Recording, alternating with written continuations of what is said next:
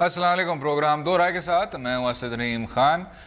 आज बात करेंगे वज़ीर ख़ज़ाना के हवाले से, जिनकी मुश्किलात कम होने का नाम नहीं ले रही। एक जानब उनकी बीमारी और दूसरी तरफ एहतसाब अदालत में जारी केस ने उनके लिए मज़ीद मसाइल पैदा कर दिए हैं।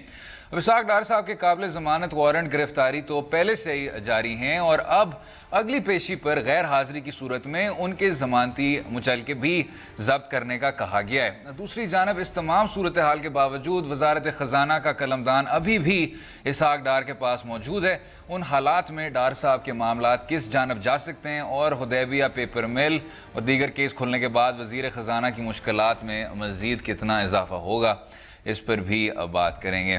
हमारे साथ इसी मौजू पे सहाफ़ी हैं, सीनियर माशियाकार भी हैं, फरहान बुखारी साहब। जी फरहान साहब, वेलकम। जी शुक्रिया। फरहान साहब, जो पहला सवाल बनता है, आपने देखा होगा परवेज़ मुशर्रफ साहब और आसिफ ज़रदारी साहब के दौरों में आपने टेक्नोक्रेट्स को इन तमाम वज़ारत ख़ज़ाना के इख्तियारात सौंप दिए थे, तो इधर क्या आपको कोई शख्स नहीं मिल सकता जिनकी शायद उस तरह की महारत हो इस तरह के अमूर को समझने की? क्योंकि जब कैबिनेट रिशफल भी हो गया था तो इसाक डार साहब को वही ओहदे पे फायज रखा। हकीकत तो ये है कि हुकूमत या इसाक डार साहब या उनके साथी कुछ भी कहें, लेकिन वो पाकिस्तान की 70 साल तारीख में जी एक बहुत ही मुतनाज़ा वज़ीर ख़ज़ाना रहे हैं और किसी हद तक नाकाम भी रहे हैं। और अब उनकी पाकिस्तान से गैर मौजूदगी को कई हफ्ते हो चले हैं, लेकिन हुकूमत और शायद खाकान अब्बासी जो वज़ीर आज़म है वो उनकी जगह पे कोई नया वज़ीर ख़ज़ाना ना लाकर अपनी हैसियत को मुतनाज़ा कर रहे हैं। ये एक अजीब सा मजाक बन गया है कि पाकिस्तानी मईशत को इतने बड़े मसाइल इस वक्त दरपेश हैं और वो मसाइल तेजी से बढ़ रहे हैं, लेकिन हुकूमत ये कह रही है, इफेक्टिवली ये कह रही है कि जनाब मुल्क में इतना बड़ा कहतो रजाल है कि 20 करोड़ से ज्यादा आबादी के मुल्क में कोई आदमी खजाने के कलमदान को संभालने के लिए नहीं मिलता। तो भाई अगर इतना कहतो रजाल है पाकिस्तान मुस्लिम लीग नवाज में, तो फिर पार्टी कोई हुकूमत से अलहदा हो जाना चाहिए, फिर तो बात ही खत्म हो गई। और ये अजीब मजाक है कि उन पर फर्द जुर्म भी आयद हो गई। अब जैसे आपने इंट्रो में कहा कि बेलेबल अरेस्ट वारंट्स भी जारी हो गए, वो नॉन बेलेबल भी हो सकते हैं, अरेस्ट वारंट्स इशू हो सकते हैं, लेकिन उसके बावजूद हुकूमत ने अपना मौक़िफ़ अपनी जगह पे ही रखा हुआ है।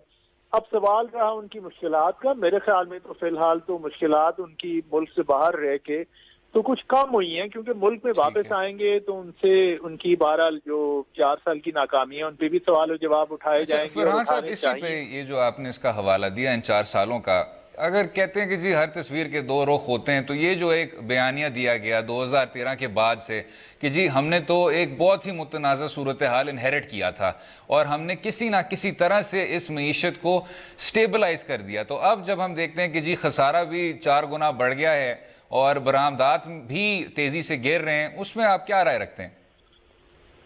बरामदात कोई हाल ही में नहीं गिरना शुरू हुए। एक्सपोर्ट्स का क्रैश पिछले 4 साल से हो रहे हैं। नंबर जो हैं, जो स्टेट बैंक की रिपोर्ट है, एनुअल इकोनॉमिक सर्वे वजारत खजाना खुद उसको सुपरवाइज करती है, उसमें ये बताया गया है जो प्लानिंग कमीशन से जारी होता है हर साल, कि एक्सपोर्ट्स आपकी क्रैश कर गई हैं। और इसलिए ये नाकामियां जो हैं ये बता रही हैं कि पाकिस्तान की मईशत की जो सेहत है वो अच्छी नहीं है। लेकिन ये जो स्टेटिस्टिकल इंफॉर्मेशन है, यानी ये नंबर्स हैं, उनसे हटकर अवामी सतह पे अगर आप हालात देखें, अवाम नास के लिए हालात देखें, तो कोई बेहतरी की कोई बहुत अच्छी सूरत नजर नहीं आती। गर्दिशी कर्जों का जिक्र आए दिन होता है कि 500 अरब रुपए देकर 4 साल पहले 4-4.5 साल पहले साबिक वज़ीर आज़म नवाज शरीफ साहब ने अपनी टेन्योर को शुरू किया था, इब्तिदा की थी, लेकिन अब 4-4.5 साल बाद भी वही जूं की जूं वही सूरत हाल है। पाकिस्तान के बैरूनी कर्जे इस दौर में तेजी से बढ़े हैं। नतीजतन अब कुछ अरसे से ये लग रहा है कि लोड शेडिंग में कुछ कमी हुई है, लेकिन आमतौर पे ये कहा जाता है कि मसनूई कमी है। इलेक्शन होने के बाद शायद ये लोड शेडिंग एक दफा फिर उसी तरह शुरू हो जाए जिस तरह माजी में रही है। एम्प्लॉयमेंट की सिचुएशन जो है, सूरत हाल है, यानी लोगों को नौकरियां देने की जो सूरत हाल है वो यूं की तूं है। اتنے ملک میں نوجوان اور ویل کوالیفائڈ گریجویٹس موجود ہیں جنہیں نوکریاں نہیں ملتی، وہ فرحان صاحب اسی پہ ہی آپ نے ایک بہت ہی دلچسپ کالم اڈون میں ہی آیا تھا، آپ نے کہا تھا کہ جی ہمیں ایک نئے معاشی فلسفے کی ضرورت ہے، تو وہ جو فلسفہ ہے جناب اس کی کیا بنیادیں ہونی چاہیے؟ کیا ٹیکس کلیکشن میں بھی بنیادی طور پہ اصلاحات ہونے چاہیے؟ کیا کیا ریفارمز کرنے چاہیے؟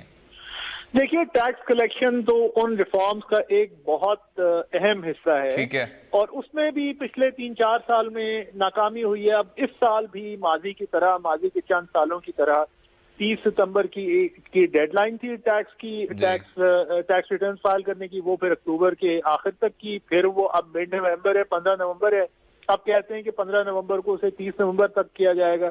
یہ ٹیکس کی ڈیڈ لائن عجیب مذاق بن گیا، حکومت اس قابل ہی نہیں ہے کہ یہ جا کے اور لوگوں کو ٹیکس ریٹرنز نہ دینے کے جرم میں، اور جو باقی جرم ہے اگر ڈیڈ لائن پہ کوئی فائل نہیں کرتا، اس جرم میں لوگوں سے کوئی پوچھ گچھ کرے کہ جناب آپ ایک جس ملک میں رہتے ہیں اس میں ٹیکس دینا آپ کے اوپر لازم ہے، آپ نے فلاں تاریخ تک ٹیکس کیوں نہیں دیا؟ یہ مذاق بن گیا ہے، ڈیڈ لائن ایکسٹینڈ ہو جاتی ہے۔ کچھ طبقات ایسے ہیں جن کا سمجھا جاتا ہے کہ جن کے نون لیگ سے خاص تعلق ہیں، انہیں خوش کرنے کے لیے بار بار ایکسٹینڈ ہوتی ہے، یعنی یہ tax deadline national tax deadline نہ ہوئی، یہ کسی میونسپل کمیٹی کا میونسپل ٹیکس ہو گیا۔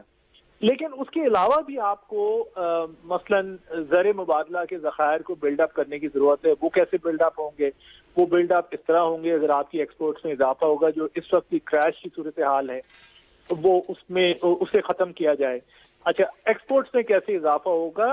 روپے کے بارے میں یہ کہا جاتا ہے، اور بڑے بڑے ماہرین، ایسے ماہرین جو کہ اہلیت اور قابلیت کے حساب سے جو کہیں زیادہ منجے ہوئے ہیں اسحاق ڈار صاحب سے، ان کا یہ کہنا ہے کہ روپے کی قدر کو کم کرنے کی ضرورت ہے، یعنی روپے کو ڈی ویلیو کرنے کی ضرورت ہے۔ انہوں نے ایک عجیب مذاق بنایا ہوا ہے کہ جی بالکل پتھر پہ لکیر ہے، چین جیسے ملک نے اپنی کرنسی کو ڈی ویلیو کیا، پاکستان نے نہیں کیا، اور تھوڑی سی ڈی ویلیویشن تو وقت کے ساتھ ساتھ ہوئی ہے، لیکن ابھی لوگ کہتے ہیں کہ اسے مزید ڈی ویلیو کرنے کی ضرورت ہے۔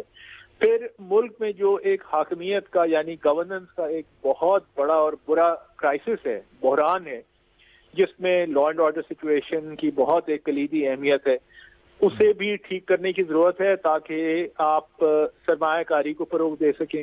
وہ اس وقت نہیں ہو رہا، اس پہ کوئی کام نہیں ہوا۔ نیشنل ایکشن سرمایہ کاری پہ اگر ہم بین الاقوامی سرمایہ کاری کی بھی بات کریں، آپ نے عوامی سطح کا ذکر کیا، تو عالمی سطح پہ وہ کیا پیغام جاتا ہے بین الاقوامی اداروں کو؟ آئی ایم ایف ہے، ورلڈ بینک ہے، کیا آپ کے جو وزیر خزانہ ہیں وہ نہیں واپس آ رہے، اور ساتھ میں جو آپ کی پالیسی بھی ہے وہ بھی اسی طرح کی فروزن پڑی ہوئی ہے؟ بھائی دیکھیں نا، جہاں تک فرد واحد کی بات ہے، اسحاق ڈار صاحب مجھے تو کوئی آر نہیں ہے یہ کہنے میں کہ وہ ملک کی تاریخ کے ایک ناکام ترین وزیر خزانہ رہے ہیں، لیکن اس کے ساتھ ہی ساتھ یہ حکومت کیسی ہے کہ ایک وزیر خزانہ کی جگہ پہ دوسرا وزیر خزانہ نہیں لا سکتی؟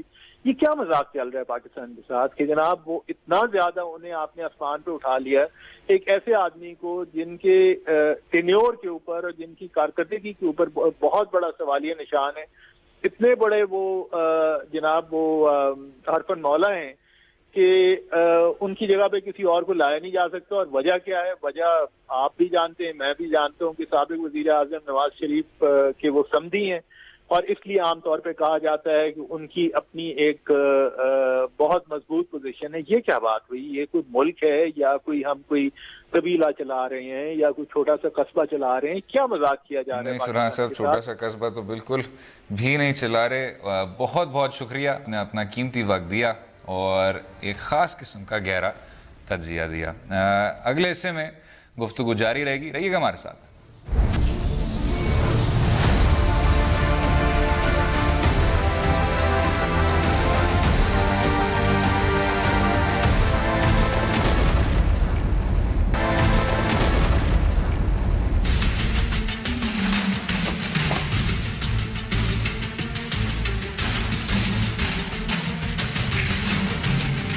ویلکم بیک ٹو دو رائے۔ اس حصے میں پاکستانی تاریخ کے سب سے بڑے منصوبے یعنی سی پیک کی بات کریں گے۔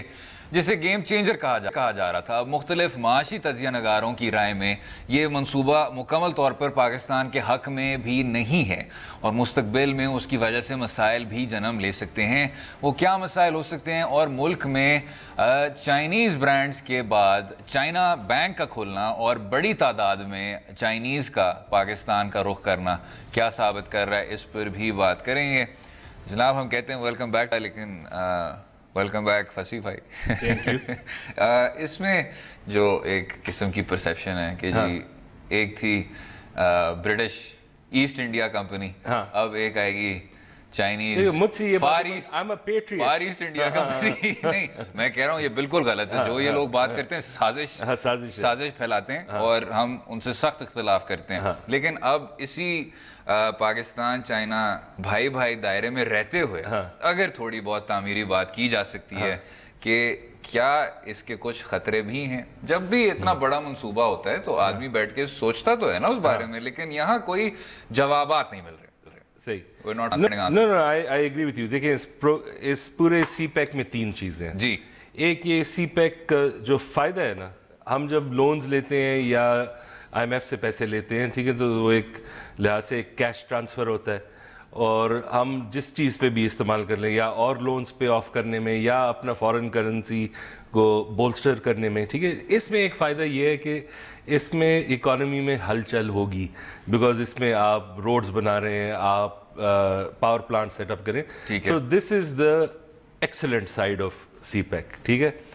دوسرا جو سائڈ یہ ہے کہ آپ نے نیگوشیٹ کیا کیا، اچھا، اور آپ نے جو اسسٹنس لیے ہے آپ نے لونز کے، وہ کمرشل ہے یا سافٹ لون ہے۔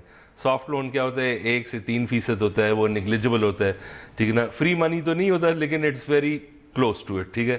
لیکن یہ اس میں چین اسپیشلائز کرتا ہے سافٹ لونز میں، چین جی جی نہیں وہ ہارڈ لون میں، وہ ہارڈ لونز میں اسپیشلائز کرتا ہے، اچھا ٹھیک ہے نا، ہاں وہ جو ہے وہ آپ کو ہارڈ لونز دیتے ہیں، صرف بنگلہ دیش کو سافٹ دیا، لیکن ایک چیز جو ہے اب یہ ہے کہ اب جو سب سے بڑا سوال ہوتا ہے وہ 2-3 ہے۔ ایک جو آپ نے بات کی، آپ نے اتنا بڑا بزنس پیمانے، اسپیشل اکنامک زونز، آپ نے لیبر بھی شاید آئے، ٹھیک ہے نا، اور ہمارے لوگ جو ہے نا، ہم یہ پنجابی پختون سے نہیں نکل کے آئے نا، اس کے درمیان میں آپ نے چینی بھی ڈال دیا، تو پوٹینشلی یہ ایک دیر سم تھنگ لائک، اس میں تو ایک پبلک ایجوکیٹو پروسیس چاہیے، ہمیں بھی ذرا کھلے دماغ سے آنا اور ہمیں ایک اور کلچر کو سمجھنا بھی چاہیے ہوگا۔ دوسرا یہ ہے کہ جو بات آپ کہہ رہے ہیں، جی، ہم سب جو ہے نا ایریل فائرنگ کر رہے ہیں، ٹھیک ہے، اس میں کافی سوالات لوگوں نے اٹھائے ہیں، اس کے جوابات نہیں ملتے، it is not exactly clear, اور اسی پہ لوگ ڈرتے ہیں کہ کیا، ٹھیک ہے، ایکسٹریم ایگزامپل یہ ہے کہ آپ نے کہہ دیا کہ ایسٹ انڈیا کمپنی ہے، ٹھیک ہے نا، لیکن وہ بھی ہو سکتا ہے کہ آپ کا ایک سخت کریڈیٹر بن جائے، جس میں اور اس میں ایگزامپلز بھی ہے، ٹھیک ہے نا، اس میں افریقہ میں کیسز بھی ہے، چائنا کا سب سے نمایاں وہ شری لنکا کا کیس ہے، اور تیسرا جو ہے نا، میرے خیال میں جس چیز سے مجھے سب سے ڈر لگتی ہے نا، اینڈ آئی تھنک یہ اصلی چیز ہے، وہ یہ ہے کہ ہمارا ورلڈ ویو کیا ہو گیا ہے سی پیک کے آنے سے، ٹھیک ہے، اور کبھی نہ کبھی آپ سن لیتے ہیں، ٹھیک ہے نا، یہ سیمینارز میں، ٹھیک ہے نا، سیکیورٹی اسٹیبلشمنٹ، کبھی سویلین سائٹ سے، ٹھیک ہے نا، وہ جو کہتے ہیں وہ ایک لحاظ سے یہ سمجھ رہے ہیں کہ یہ تو بس پاکستان اور چائنا کے درمیان ہے، ٹھیک ہے، اور سی پیک کا actually if we are going to pay off ایوری تھنگ، ہمیں اسے ٹریڈ بنانا ہوگا۔ ٹریڈ کس سے بناتے ہیں آپ؟ ہمسائے اس سے بناتے ہیں، ٹھیک ہے، تو آپ نے ایک سے تو بند کر دیا، ایک سے کبھی شروع ہی نہیں کیا، اور جو تیسرے کے ساتھ ہے اس کے بھی حالات ڈاؤن ہے، ٹھیک ہے نا، اور پھر یہ ہوا کہ جب ہم نے یہ چیز کھولا نہیں، بیکاز دیکھیں چائنا کا اپنا ایک اسٹیبلش ٹریڈ روٹ ابھی ہے، جی، وہ اننیسیسرلی زیادہ مہنگا روٹ نہیں کریں گے، یہ تو ان کے لیے ایک اسٹریٹجک ریزرو ہے کہ اگر وہ کسی لحاظ سے جنگ یا سی ایکسس میں وہ بند ہو جائے تو ہم یہاں سے کر لیں گے، یہ کوئی پرائمری روٹ نہیں ہوگا، ٹھیک ہے نا، اور ہم سمجھ رہے ہیں کہ چائنا کا ٹریڈ یہاں سے جائے گا، ٹھیک ہے، تو جب تک ہم ایک لحاظ سے ڈپلومسی اور سیکیورٹی میں جو اس میں ہمیں یہ جو ہمارے نیبرز ہیں ان کے ساتھ ٹریڈ ریلیشنز اسٹیبلش کرنا پڑے گا، بیکاز ایک چیز جو ہے ہم نے نہیں کیا، اور جو ایران کا پورٹ ہے चाबहार, हाँ Chabahar, which is not as good an option. वो चल रहा है। अच्छा, अब आई मीन कोई खास नहीं चल रहा, लेकिन शुरू हो गया। यही जो एक दो इश्यूज हैं, एक कि जी ये क्या हुआ, हाँ। ठीक, अफगानिस्तान हमारे साथ, हाँ। ईरान हमारे साथ, लेकिन हिंदुस्तान बीच में से निकल गया चाबहार के जरिए। हाँ। लेकिन जो अजीब बात है वो ये है कि आप अगर शीशे के दोनों अतराफ देखें तो जो एक तरफ पाकिस्तान में एक डर, एक खौफ कि ये क्या हुआ है, क्या हमें तमाम ताल्लुकात को रीसेट करना होगा, क्या करना होगा। दूसरी तरफ हिंदुस्तान के अपने तज्जियाकार कह रहे थे कि पाकिस्तान के साथ आप डायलॉग खोल लें, क्योंकि ये जो तमाम आपने किया है अफगानिस्तान के साथ, ईरान के साथ, चाबहार के थ्रू आप पाकिस्तान को वो कर रहे हैं, सरकमवेंट कर रहे हैं, उससे आपको कोई खास फायदा नहीं पहुंचेगा। बिल्कुल। तो ये मुझे काफी हैरान कौन बात लगी थी कि ये इंडियंस कह रहे थे, ये पाकिस्तानी कह रहे थे। सैनिटी के पॉकेट्स दोनों साइड्स पे, वही दोनों तरफ में, दोनों तरफ पॉकेट्स हैं। बट एक मैं अगर आपसे सवाल करूं फसी भाई, खुर्रम हुसैन साहब ने एक बहुत अच्छा मजमून लिखा डॉन में कुछ महीने पहले। उन्होंने कहा कि सेनेट स्टैंडिंग कमेटी थी प्लानिंग एंड डेवलपमेंट की, और उसमें कुछ जो हाई अफसरान थे उन्होंने कहा था कि जो चाइनीज इंडस्ट्रियलिस्ट हैं, ये प्लानिंग कमीशन के ऑफिशियल्स हैं, उन्होंने कहा था कि सिर्फ और सिर्फ चाइनीज इंडस्ट्रियलिस्ट को ये इजाजत दी जाएगी कि वो इंडस्ट्री उन खसूसी इकोनॉमिक जोन्स में सेटअप कर पाएंगे। जब खुर्रम साहब ने कंफर्म किया तो वाकई में प्लानिंग कमीशन ने ये बात की थी, ठीक। तो वही बात कि जी क्या ये सिर्फ और सिर्फ चाइना ओनली होगा? और उनकी बात की जो निचोड़ थी वो ये थी कि हमें पता नहीं है, ये जो काफी बुनियादी सवाल आते हैं उनके किसी ने हमें जवाब नहीं दिए। अब देखें, अब मुझे ये नहीं पता कि इसके बाद कोई क्लैरिफिकेशन आई, बिकॉज़ ये आर्टिकल जरा पहले आया था, और लेकिन इनका जो फंडामेंटल सवाल है वो एक्चुअली ब्रिलियंट है। वो ये कह रहे हैं आपने स्पेशल इकोनॉमिक जोन बना दिया और वो सिर्फ चाइनीज कंपनी के लिए हो गया, तो उसमें अगर आप रिसोर्सेज डाल रहे हैं, बिजली, पानी, ये सब कुछ, ठीक है, ये हमारी तरफ से आ रहे हैं, और अगर उसमें खास टैक्सेशन अलाउंसेस हो, तो और फिर उसमें लेबर भी वहां से आ रहा हो, तो मतलब ये कि जो चीज फिर अब पाकिस्तान में बन रहा भी होगा उसका फायदा पाकिस्तान को नहीं आएगा, ठीक है ना, बिकॉज उसमें प्रॉफिट रिपैट्रिएशन भी होगी, बिल्कुल सही, ठीक है ना, वो उसके अपने मसाइल होते हैं बाहर, ठीक है। तो जो उन्होंने सवालात उठे ये ब्रिलियंट है, और यही जो सारा चीज है कि जो एम्बिट है सीपैक का, फंडामेंटली कोई नहीं कह सकता कि ये बुरी आइडिया है। ये तो एक इन्वेस्टमेंट है पाकिस्तान में एट ए टाइम जब कोई नहीं कर रहा था, और एक लाइफ लाइन भी है, ठीक है। लेकिन दैट डजंट मीन कि वो नहीं होता कि ब्लैंक चेक पे आप साइन पे साइन करें, पूरा चेक बुक आपने कर दिया, ठीक है ना। और ये जो लोग सवालात करें, कुछ हुकूमत, एहसन इकबाल साहब जो है ना, अक्सर ट्विटर पे कह लेते हैं इसकी नीयत ठीक नहीं है, ये सवाल क्यों कर रहा है, लेकिन यही जो लोग कहते हैं कि ये पता नहीं ये इसके खिलाफ है, पेट्रियट्स नहीं है, जो भी है, बट एक्चुअली यही सवालात आपको इस डील को बेहतर बनाने में बहुत ही वो एसेंशियल बात है। तो कह सकते हैं कि जी ये गेम चेंजर है, लेकिन कोई हमें ये गेम चेंजर समझा दे। नहीं, ये गेम चेंजर है, लेकिन आपको फिर भी इस पे पूरी इनिंग खेलनी पड़ेगी। ये नहीं है कि तेल का जखीरा आ गया, बिल्कुल तेल का जखीरा शायद वो देखना होगा। अगले हिस्से में एक बैन अल-अक़वामी तेल के जखीरे की बात करेंगे। सऊदी अरब में क्या कुछ हो रहा है, रहिएगा हमारे साथ।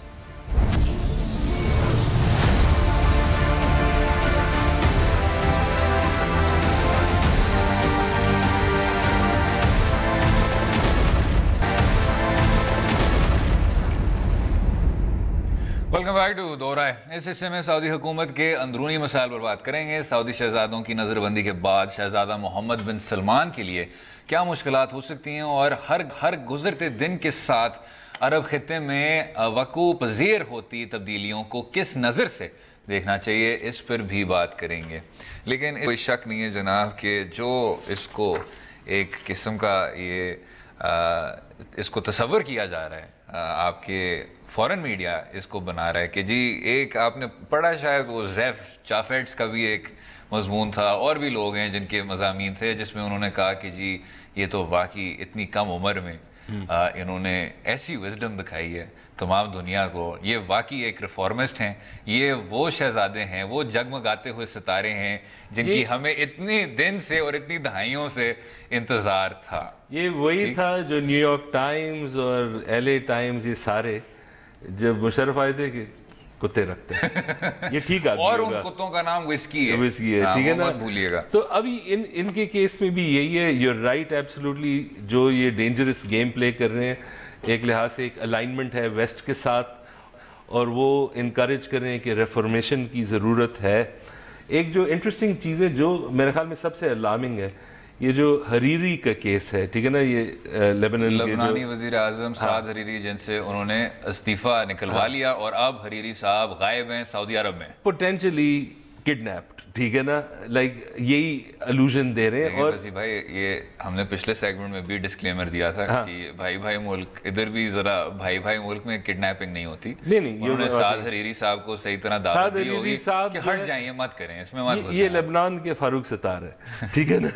نہیں، آپ اس کا کیا مطلب ہے کہ وہ اپنا استعفیٰ واپس لے لیں گے؟ نہیں واپس نہیں لیں گے، لیکن ایک کنٹرول تھا ان پہ، ٹھیک ہے، ان سے ایک ایکشن لیا گیا، ٹھیک ہے نا. اور یہ جو ایران اور سعودی کانفلکٹ ہے، یہ تو بہت ڈینجرس لیولز تک آگے نکل کے جا رہے ہیں. اینڈ آئی تھنک اس کا امپلیکیشن لوگ یہی دیکھ رہے ہیں کہ اس کے پوٹینشلی، دیکھیں ابھی بھی Saudi is one of the biggest oil suppliers, اس کے صرف انسرٹنٹی جو ہے نا وہ بھی آپ کی پرائس بڑھا دیتی ہے. اس کا ایک شاک ہوتا ہے through out the world economic system. دوسرا یہ ہمارے لیے بہت بڑا ہے، اگر ایک بہت ہی ان سم ویز انہوں نے کر دیا کہ بس we are taking on Iran, ٹھیک ہے نا، تو ہولڈ ہم پہ تو ہے. Because if you think about it, پورے جو گلف سٹیٹس ہیں، سعودی جو ہے، اگر امداد آپ چھوڑ دیں، صرف یہ جو ریمیٹنسز آتے ہیں یہ بہت بولسٹر کرتے ہیں ہمارے فارن کرنسی ریزروز، تو لیوریج تو ہے.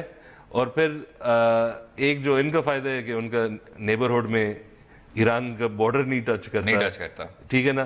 تو it's an interesting thing to see. اور دوسرا یہی کہ جو اب نظر آ رہا ہے، ایک یہ ہوتا ہے کہ اگر آپ کو یاد ہو ایک زمانے میں پاکستان بھی اسٹریٹجکلی کافی کنسٹرینٹ تھا. کیوں؟ انڈیا کے ساتھ مسئلے چل رہے تھے، فاٹا میں ہمارے اپنے مسئلے ہیں، ٹھیک ہے، پھر افغانستان بارڈر کے ساتھ اور تھوڑا بہت ایران، وہ سب کیا ہوتا ہے آپ کے فورسز تھن ہو جاتے ہیں. لیکن جو کلاسک کیس ہوا ہے ان کے ساتھ، یمن، پراکسی ان سیریا، اب لیبنن پہ ہاتھ ڈالنا، پھر جو ایک جو ان کی ایک سوسائٹی کی ایک رواج تھی جس میں ایک بیلنس آف پاور تھا، وہ یہ تھا کہ ہاؤس آف سعود، یہ جو فیملی ہے یہ چلائے گی ملک، economy, foreign policy, trade policy, اور جو وہابی علماء ہے، ٹھیک ہے نا، اب وہ موریلٹی اور یہ چیزیں ڈیسائیڈ کری. اس نے ان سے بھی پاور لے لی کہ مورل پولیس اب اریسٹ نہیں کر سکتی،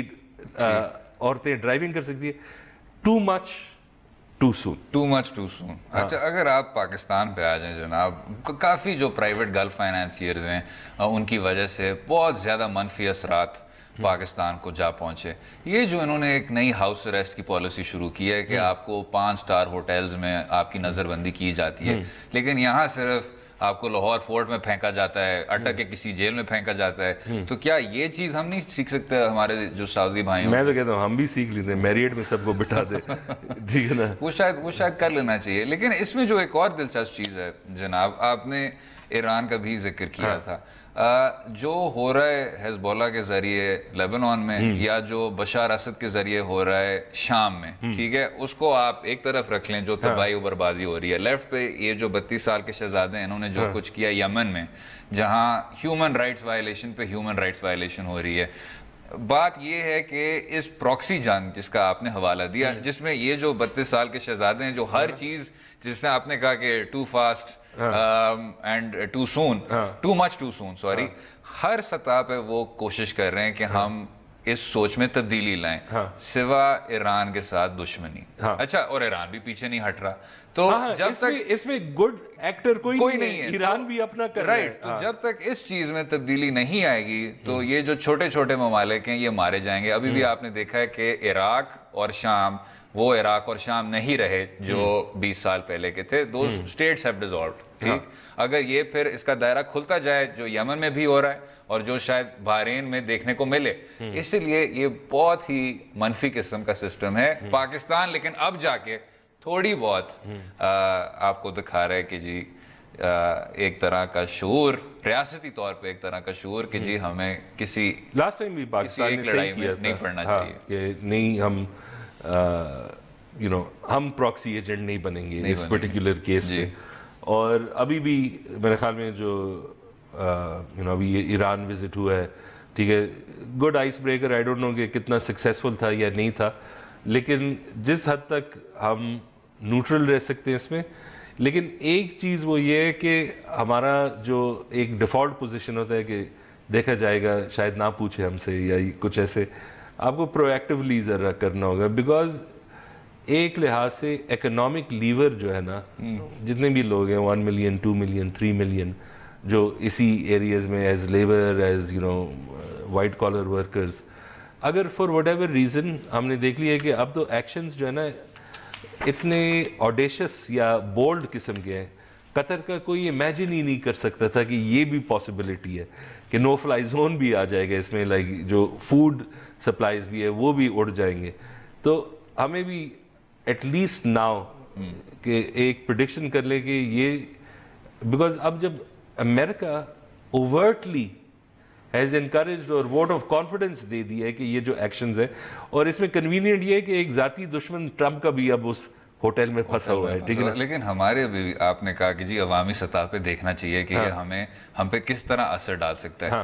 ایک اور بھی چیز ہے جناب کہ جو سعد حریری صاحب ہیں انہوں نے ایک بہت بنیادی کردار ادا کیا تھا جب میاں نواز شریف صاحب واپس آ رہے تھے 2007 میں, اور تمام نیگوشیشنز میں بھی حصہ لیا تھا جب وہ باہر بھی جا رہے تھے. تو یہ جو اب ایک طرف حدیبیہ بھی کھل گیا ہے, ایک طرف سعد حریری صاحب بھی اس طرح غائب ہو گئے ہیں, تو کافی مسائل بڑھتے جا رہے ہیں میاں نواز شریف صاحب کی مفاہمت کے لیے. میں صرف یہ کہنا چاہتا ہوں جناب, قطر بھی جو آخری جو ایلیمنٹ رہ گیا تھا وہ قطر تھا, قطر کے ساتھ بھی جو ان شہزادے نے کیا, تو یہ ایک اور طرح کی سازش تو نہیں ہو رہی میاں نواز شریف صاحب کے خلاف کہ پہلے انہوں نے قطر کو ٹھیک کیا پھر اس کے بعد سعد حریری صاحب کو ٹھیک کیا, پیچھے کوئی بچا ہی نہیں جناب ان دی عرب ورلڈ. وہ کوئین نے ایک زمانے میں جب میرے خیال میں ان پہ ٹیکس لاگو ہو گیا تھا یا پرنسس ڈائنا وفات ہو گئی, تو انہوں نے کہا یہ میرا اینس ہوربلس تھا. اگر آپ کو یاد ہے, شاید نہیں یاد ہو, یہ کس نے کہا تھا؟ یہ کوئین نے کہا تھا. وہ سالانہ وہ جو بجٹ پیش کرتے ہیں تو وہ انہی سے کرواتے ہیں جو اینیول سپیچ ہوتا ہے. تو اس میں 2017 شاید نواز شریف کا تو ڈیفینیٹلی ہو گیا اینس ہوربلس. ہر could go wrong, did go wrong, صرف پاکستان کے اندر نہیں. اب صرف یہ پلی لے لیں نیب کے سامنے کہ دیکھیں میں ذرا سعد حریری کی رہائی کروانا چاہتا ہوں, مجھے جو آپ نے کلبنگ نہیں کی وہ اس کی اجازت دے دے, اور 9 منتھس کا کر دیں کہ کم از کم آدمی کو رہا کروا سکوں, تھوڑا سا نیگوشیشن. سے پہلے تو سعد حریری صاحب کو ڈھونڈنا پڑے گا. ہاں, اور اس کے ساتھ وہ ٹویٹر پہ اپنی تصویریں دے رہے ہیں. اچھا ٹھیک ہے, تو پھر کچھ نہ کچھ تو ہے. لیکن آخر میں جناب آپ کو یاد ہوگا کہ جب تعلقات بہت کشیدہ ہو گئے تھے ایران اور سعودی عرب کے بیچ, تو تب آرمی چیف راحیل شریف صاحب تھے اور تب وزیر اعظم نواز شریف صاحب تھے. انہوں نے ایک طرح کا کردار ادا کیا تھا اور کوشش کی تھی کہ اسی طرح کی ہائی سٹیکس کسنجر والی ڈپلومیسی کا وہ کردار ادا کریں. تو کیا پاکستان اس طرح کا بھائی نہیں بن سکتا جو بچھڑے ہوئے بھائی ہیں ان کو ساتھ ساتھ کرے اور کہے اس طرح مت کرو, شام کو دیکھو, لبنان کو دیکھو. جب آپ کے ہمسائے کے درمیان جنگ بہت زیادہ ہو جائے نا, ٹھیک ہے, پھر آپ کہہ دیں کہ میں گھر میں نہیں ہوں, اور اگر ایک یہ بہت مسئلہ ہے. اور اگر ایک آپ کا ہمسایہ نہ ہو پھر کہ وہ نہ ہی ہو. نہیں, ایک ہمسایہ تو نہیں ہے نا جناب, سعودی عرب تھوڑا سا تو دور ہے. ہاں یہ تو ہے.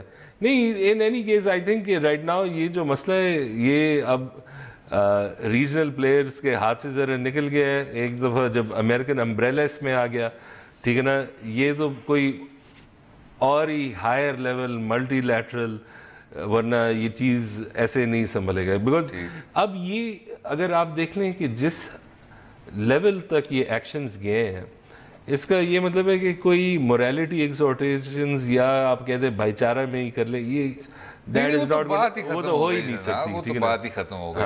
حالانکہ اگر آپ ڈونلڈ ٹرمپ کو دیکھیں تو جس طرح کے وہ ٹویٹس کر رہے ہیں نارتھ کوریا کے متعلق بھی, اس میں خاص طرح کا بھائی چارہ نظر آتا ہے. خیر اس پہ بھی بات کریں گے, اگلے حصے میں گفتگو جاری رہے گی اور کچھ پی ایس ایل کی بھی باتیں ہوں گی. رہیے گا ہمارے ساتھ.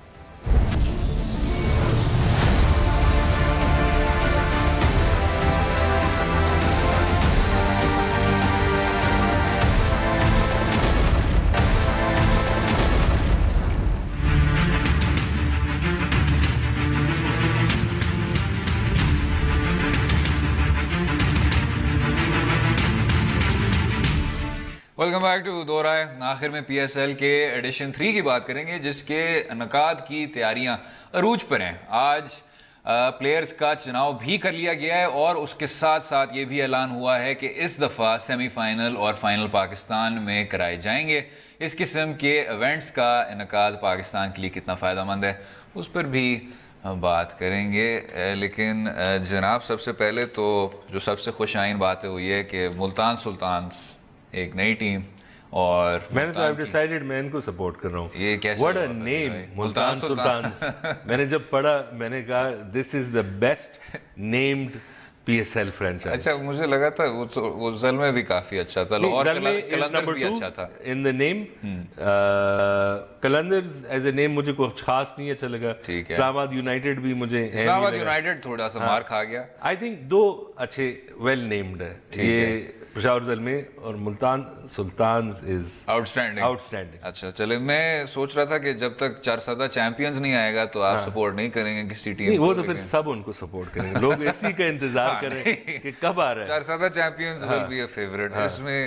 اس میں کوئی شک نہیں ہے. لیکن اب جو ڈرافٹ ہے اور ساتھ میں ایک طرح کی امید یہ بھی ہے کہ جو لاہور میں فائنل بھی ہوا تھا کہ اس بار انشاءاللہ کراچی میں فائنل ہوگا. یہ میرے خیال سے بہت بڑی بات ہے نہ صرف پاکستان میں کرکٹ کی بحالی کی لیکن کراچی شہر کے لیے بھی. نو ایبسلیوٹلی بیکاز ایک چیز جو ہم نے وہی دیکھا جب لاہور میں انہوں نے کروایا اس کا یہی تھا کہ یہ جو ایکسٹراڈنری لیول آف سیکیورٹی تھی ٹھیک ہے. اور ابھی میں نے پڑھا بھی کہ یہ کیا فائدہ ہے. عمران خان نے کہا کہ کیا فائدہ ہے اگر کرفیو سچویشن میں. اب دیکھیں مطلب یہ ایسے ہی اب ہوگا لیکن اس کا فائدہ یہ ہے کہ یہ جو لرننگ ہے and it'll be good for Karachi as well. اس لرننگ کا فائدہ یہ ہے کہ یہ صرف سپورٹس میں یہ فائدہ نہیں رہتا. ٹمورو آپ کا کوئی وزٹنگ ڈگنیٹری آپ کوئی کلچرل ایونٹ کرنا چاہتے ہیں ٹھیک ہے ونس اگین اگر کانسرٹس آ جاتے ہیں بیکاز مقصد تو یہی ہے. ایک چیز جو پاکستان میں ہوا ہے پچھلے 10 سال میں ہم شاید اتنے آؤٹ گوئنگ نہیں تھے. یہی کھانے کے لیے باہر جاتے ہیں لیکن پھر بھی چیزیں تھیں. لیکن جو پبلک سپیس ہے یہ جب سے ٹی ٹی پی آئی ہے وہ افیکٹولی ختم بیکاز انہوں نے کیا کیا نہیں ٹارگٹ کیا. پارکس یہی کہ لوگ باہر جائیں جہاں سے جہاں آپ کو ایک ہر انسان کو ایک ریلیف چاہیے ہوتی ہے. اوپن سپیسز میں آپ کو whether it's a concert cricket match جو بھی ہے تو یہ جو اب کر رہے ہیں یہ ایک یہ اس کا فائدہ جو ہے نا وہ صرف کرکٹ میں نہیں رہے گا. اور اس کا بینیفٹ یہی ہے کہ جو بھی اس کی لرننگز ہوتی ہیں from a security point of view آپ بس اپلائی کرتے رہیں بیکاز ہمارا بھی ایک ری ٹرانزیشن پیریڈ تو ہمیں بھی کرنا ہے کہ ونس اگین ہم اس پوائنٹ پہ آ جائیں کہ جو پاکستان لیٹس سے 90s میں تھا یا 2000s میں تھا کم از کم وہ واپس آ جائے. بیکاز ایک لحاظ سے لوگوں بیکاز ہم جب آج کل یہ کرکٹ میچز میں اگر آپ کو یاد ہے جب وہ فائنل تھا نا it was effectively like a World Cup final because لوگ ترس رہے ہیں ان چیزوں کے پیچھے. So I think that's the beauty of this. اور اگر کراچی میں کر رہے ہیں nothing better. پشاور میں بھی کریں ٹھیک ہے نا پنڈی میں کریں کوئٹہ میں کریں ملتان میں کریں ٹھیک ہے نا. ملتان میں اب کوئی ضرورت نہیں ہے ٹھیک ہے بس اتنا زبردست نام آ گیا ہے ملتان سلطانز کا. اور اگر کہیں نہ کہیں لیکن جب آپ اس طرح کا فائنل کرتے ہیں تو جس طرح اس شہر کو تصور کیا جاتا ہے وہ پورے طور پہ اس میں ایک طرح کی تبدیلی آتی ہے. لیکن ساتھ میں جناب آپ کے جو پسندیدہ پلیئر تھے آپ نے کتنی زیادہ بات کی ان کی اس شو پہ پچھلے سال کرس گیل اس کو کسی نے خاص لفٹ نہیں کرائی. یہ تو بہت ہی وہ ہے. ہم ریڈیو پہ اکثر ہوتے ہیں نا تو ہم لوگوں کو وارننگ دیتے ہیں یہ جو کرس گیل نے آپ کو فرینڈ ریکویسٹ بھیجا ہے یہ وہ نہیں ہے. وہ ایک اور طرح کا بیکاز وہ بہت زیادہ مشہور ہو گیا تھا ایک دم سے. نہیں وہ ایک اور طرح کا کرس گیل ہے. لیکن یہ خیر فیس بک فرینڈ ریکویسٹ پہ بھی کافی بات ہوئی ہے ایسی شو پہ. ویسے ایک چیز مجھے یاد ہے کہ آئی ریممبر پشاور میں جو ایک لحاظ سے ایک آخری ون ڈے تھا میں بھول گیا ہوں کہ زمبابوے کے ساتھ جو بھی تھا بٹ اٹ واز ہلیریس. وہ جو ٹکٹس تھے وہ ٹکٹ سسٹم بالکل خراب ہو گیا. سب اندر آ گئے. جو اسٹیڈیم کی کیپیسٹی تھی اس سے بہت زیادہ لوگ تھے اور پھر ہم پہ لاٹھی چارج ہوتی تھی ٹھیک ہے ٹھیک ہے. اٹ واز امیزنگ ٹو سی کہ آپ کا جو اسٹیڈیم ہے نا بالکل ایک دم سے سفید ہو جاتا تھا ٹھیک ہے. پھر سب وہ شیئر ہو جاتے تھے پھر وہ پولیس واپس چلی جاتی تھی. And the best thing was کہ جو لاؤڈ اسپیکر پہ وہ پشتوں میں جو آرگنائزرز تھے جو بھی تھے پی سی بی کے وہ کہہ رہے تھے کہ خدا کے لیے دنیا دیکھ رہی ہے یہ کیا کر رہے ہو تم لوگ, ٹھیک ہے نا. It was one of the best matches. اور یہ بھی ایک فائدہ ہے کہ دیکھیں ہم کریں گے تو یہی at some level sportsman spirit جتنا ہو ایک لحاظ سے ایک نوٹی ریٹرن ہوتی ہے. اور وہی جو آپ نے بات کی وہی والا ایلیمنٹ کہ اس بار بھی دنیا دیکھ رہی ہوگی, اور وہ ایک بہت پازیٹیو چیز ہے کہ وہ دیکھ رہی ہے, کیونکہ واقعی میں پرسیپشن آپ کا. ایک آخری چیز ہم جب آج کل کریں جیسے ہم سی پیک کی بات کرتے ہیں یہ سب کچھ, اور اس میں وہی بات ہے کہ ڈپلومیسی جو ہے نا یہ ایک بہت امپرفیکٹ سائنس ہے. اس میں آپ کو کنسیشنز بہت دینے ہوتے ہیں اور اس میں کوئی امیڈیٹ ریٹرن بھی نہیں نظر آتا ہے. یہ بہت طویل ٹائم پیریڈ میں اس کے نتائج آتے ہیں. اور ایک چیز جو پی سی بی نے کی ہے میرے خیال میں جو پچھلے 2 سال میں ان کو سکسیس کا کریڈٹ ملنا چاہیے وہ یہ ہے کہ انہوں نے کنونس کر لیے ای سی بی یہ سارے جو تھے آئی سی سی اتنے سمپیتھیٹک نہیں تھے جب ہمارا سیکیورٹی سچویشن ڈاؤن ہو گئی تھی. اب جو ہے سارے بورڈز کے لوگ کہہ رہے ہیں کہ لائک اس ملک کے لوگ جو ہے نا وہ ترستے ہیں کرکٹ کے پیچھے, ایک سمپتھی آ گئی ہے and that has added one more layer because شاید ابھی بھی اگر ایک آبجیکٹیو سیکیورٹی ایویلیویشن ہو جائے شاید نہیں ہو سکتا. چلیں یہ آخری جملہ میں نے شاید نہیں سنا صحیح طرح, لیکن جو آپ نے کہا کہ پی سی بی نے بھی ڈٹ کے پاکستان کا کیس عالمی سطح پہ بہت اچھی طرح کھیلا ہے, اس میں کوئی شک نہیں ہے. اور امید ہے جناب کہ ملتان سلطانز میں بھی کامیاب سے کامیاب ہوتے جائیں. امید ہے آپ کو آج کا پروگرام پسند آیا ہوگا. مجھے اور فضیل زکا کو اپنی رائے سے بھی آگاہ کیجیے ٹویٹر اور فیس بک کے لنکس کے ذریعے, اور اگلے ہفتے تک اجازت دیجیے. خدا حافظ.